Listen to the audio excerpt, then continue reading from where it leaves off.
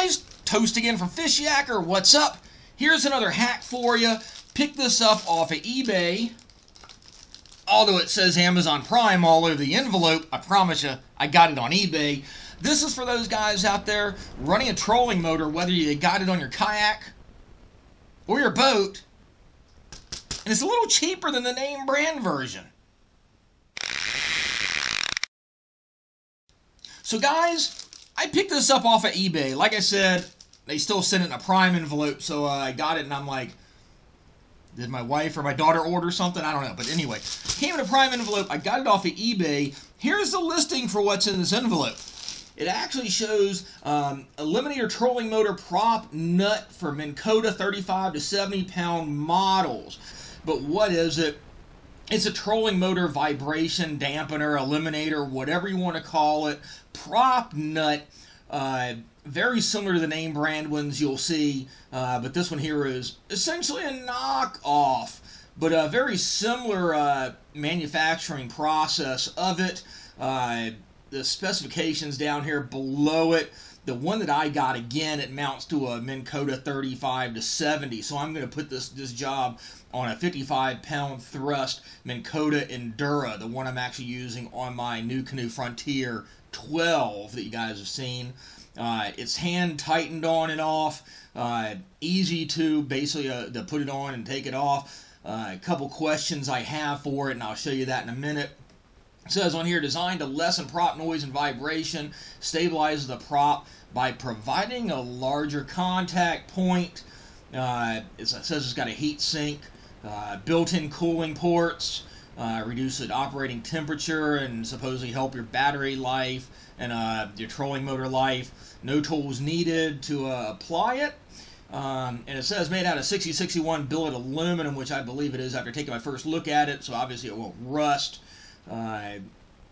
And so forth. I mean, you can look at the specs down here on it. It's pretty self-explanatory, not much to it. But let's take a look at what's actually in the package here. I've taken it out already and taken a look at it. I haven't actually gotten it out on the water yet, so I want you guys to give me some feedback on what you think. I've heard mixed things about these, and now I'll mention them as we go. But essentially, it was just in the Prime envelope there. Again, you can get this off of Prime or eBay, but I think it's a little bit cheaper on eBay. That's why I got it that way. Just came in a small little cardboard box. Actually looks more like maybe Korean writing or something on it, I think. This says made in China. Inside, you get your box, and that's it right there in a nice little heavy-duty Ziploc. So you take it out of the Ziploc, and what do you got? There. Not too much to it. Again, it's billet aluminum. The one I got is in black. It was a little bit more for, say, the red color.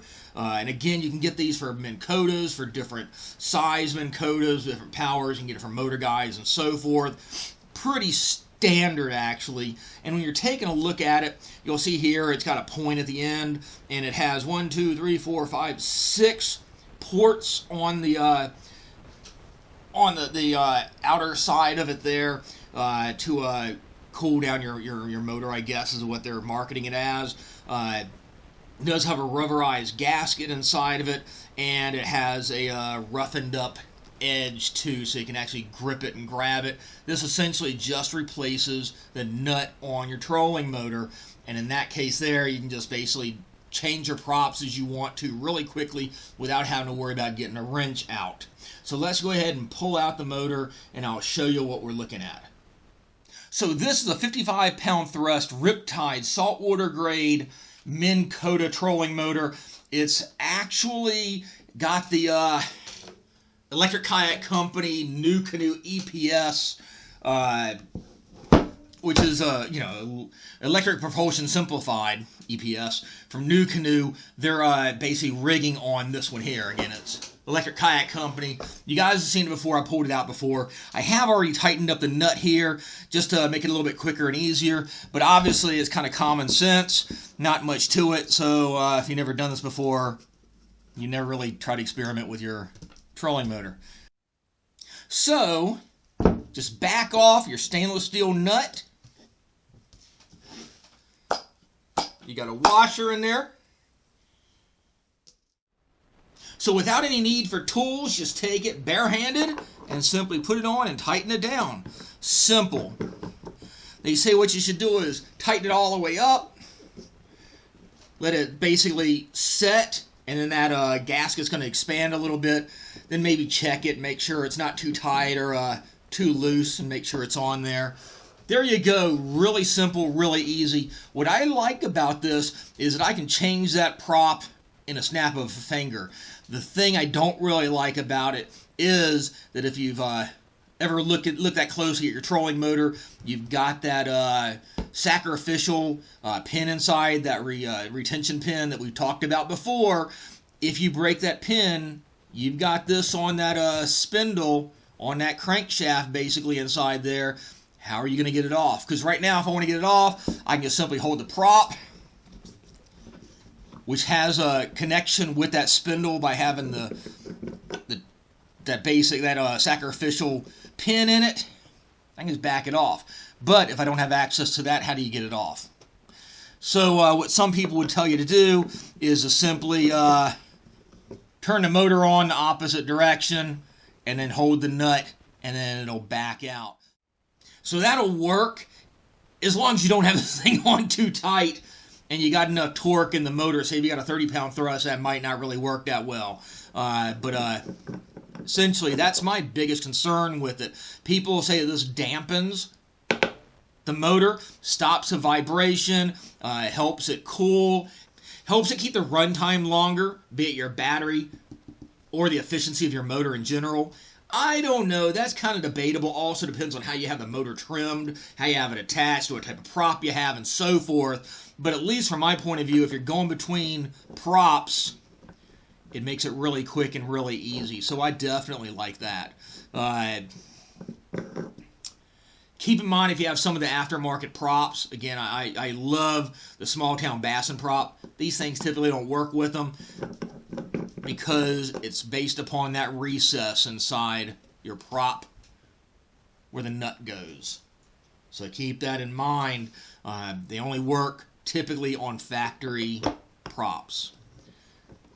But I hope you guys will give me some feedback on these, what kind of experiences you guys have had. Like I said, I'm not out there pitching it saying this is the greatest product in the world.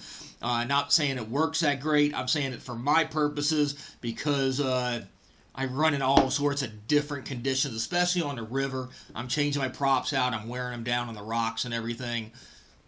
It helps for what I'm doing. But keep in mind, again, you blow out that pin, that prop pin, and you're going to have some challenges getting this off. You might have to cut your prop off just to get that nut off. But it's a cool product. Makes it look a little bit cleaner than a plain old steel lock nut in a washer, at least. So if you're into all the little gadgets and making your boat look a lot more modern and cool and tricked out, it's a cool option for you. But like I said, does it actually work? That's for you to figure out and debate on it.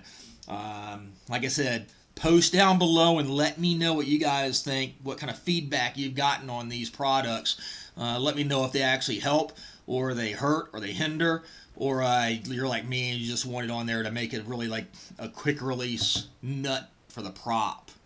And again, keep in mind, depending on the size motor you have, you may have to get a different size of these nuts. Don't just go out and order one, whether it's a name brand like the TH Marine or it's the generic ones like this. Make sure you're getting it for the right motor, the right prop, and the right power, because it won't fit.